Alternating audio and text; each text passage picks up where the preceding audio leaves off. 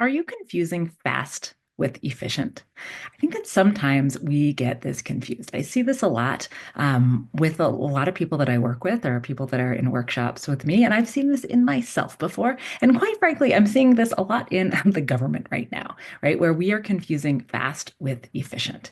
We're kind of losing the plot when it comes to what we're trying to do. So one way I see this coming up, and I have 100% been guilty of this, is when you're like looking for a solution, like an efficient solution to a problem or a task or whatever, but you end up spending way more time searching for that efficient solution than you would have spent if you had just done the task manually. Like that's one way we're kind of looking for efficiency's sake. And I am all about efficiency, but not for efficiency's sake, right? I'm about efficiency so that we can have more time to do all the things that we want to do, right? So that we can get done the things we need to do.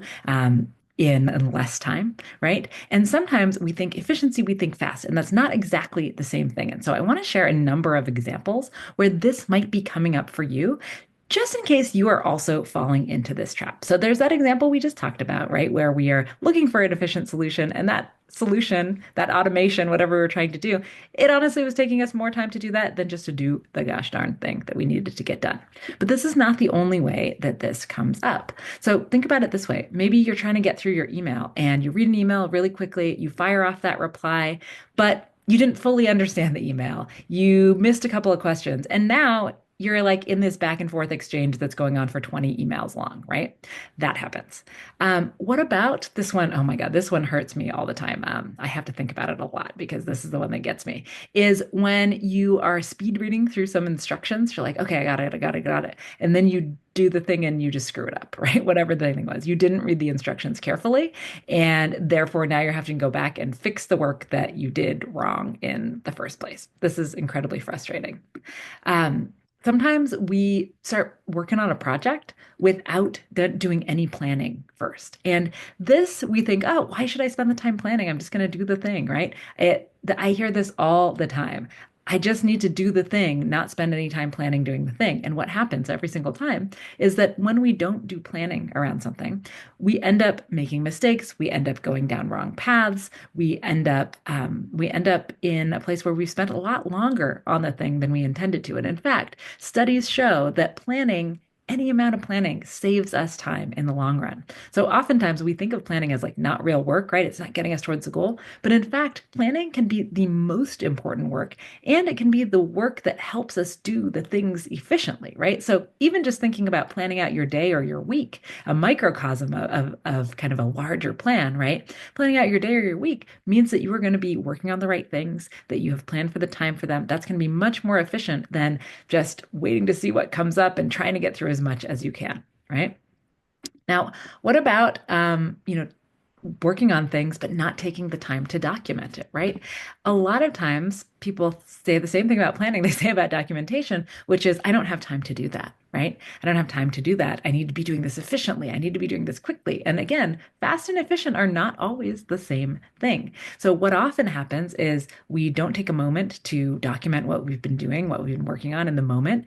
And then what happens is, later that day or the next week, we're thinking, wait, did we actually send that? Or is it still in a draft? Where did I leave off on this project?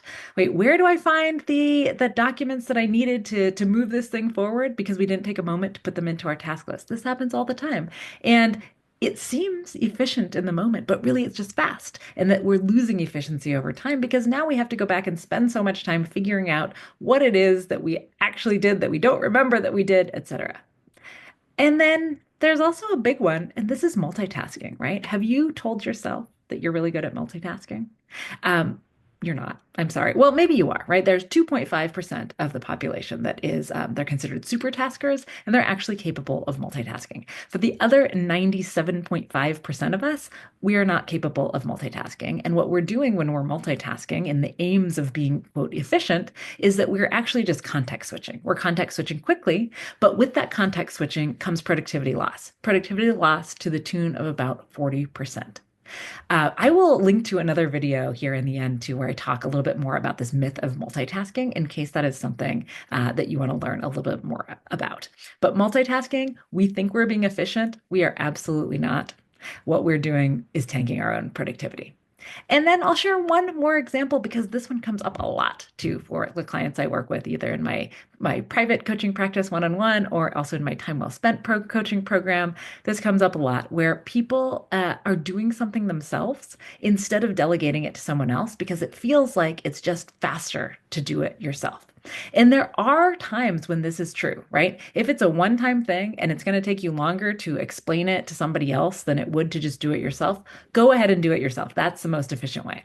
But if this thing is going to come up again, right, and you're going to have to do it again, then it's probably more efficient to spend a little bit more time up front training somebody else to do it than to continue to do this on your own forevermore until the end of time, right? So this comes up a lot. Well, I'll just do it better. I'll do it faster myself.